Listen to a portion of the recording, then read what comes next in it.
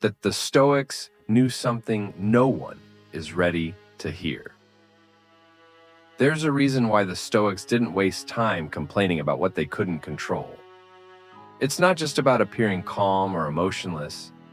It's because they knew something most people today still refuse to understand. You're not owed anything by life, not fairness, not comfort, not even time. And once you truly accept this, not just as a phrase to repeat, but as a reality to live by, something changes. Deeply. You stop fighting the inevitable. You stop negotiating with the universe. And you begin to build inner strength that no one can take from you. But here's the part most people aren't ready to hear. Stoicism is not about suppressing emotions. It's about mastering them. Let's dive into the teachings that the Stoics left us. Not as old, dusty ideas, but as fire-tested truths that might just save your modern life. The world owes you. Nothing Seneca once wrote, "You act like mortals in all that you fear, and like immortals in all that you desire." In other words, we panic at every threat to our comfort, yet chase pleasure like we'll live forever. That's the illusion modern life sells. You deserve happiness, success, ease, pleasure, respect. But do you? According to the Stoics, no. You deserve only what you earn through your thoughts and actions. That's it. Imagine this.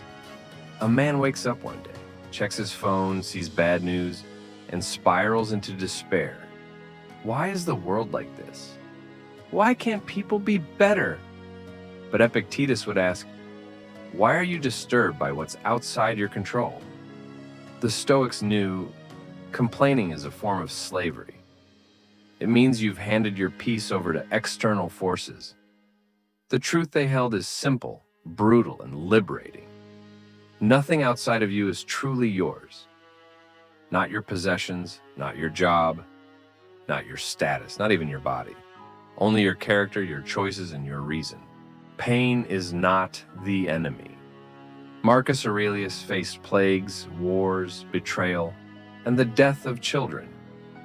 And yet, in his journal, he wrote, "If you are distressed by anything external, the pain is not due to the thing itself, but to your estimate of it.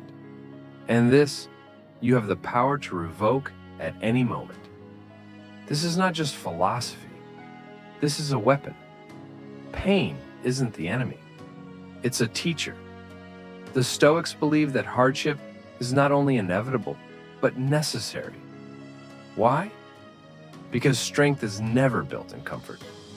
Character doesn't grow in ease. Every obstacle is fuel. Every loss is a lesson. Every hardship is a mirror. Imagine your life as a blacksmith's forge.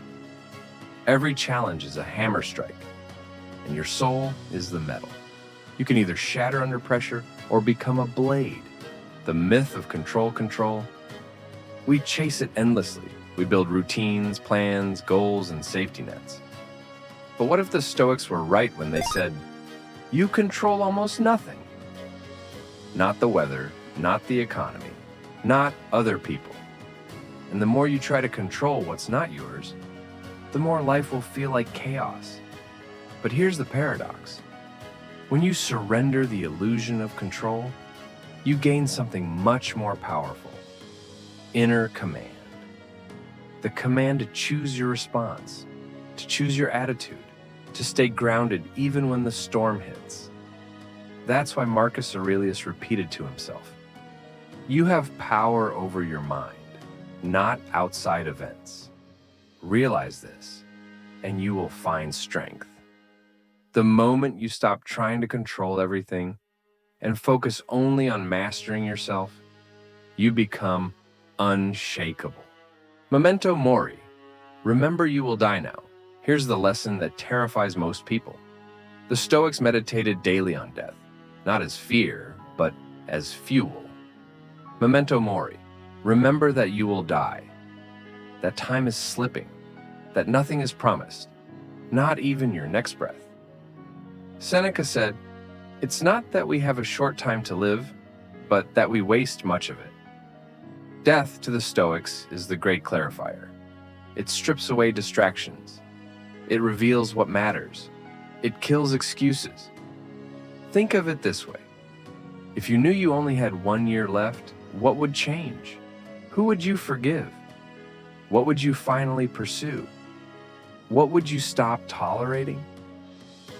The Stoics ask, why wait for death to teach you how to live? Live as if you're dying, because you are, slowly, every day. So use your time wisely. The power of practicing virtue. In the Stoic worldview, virtue is the only true good. Not money, not fame, not power. Those things fade. Virtue, courage, wisdom, discipline, justice. That's what makes a person truly free. Marcus Aurelius ruled the most powerful empire of his time. Yet he reminded himself daily, waste no more time arguing what a good man should be. Be one. Stoicism isn't about talking, it's about doing.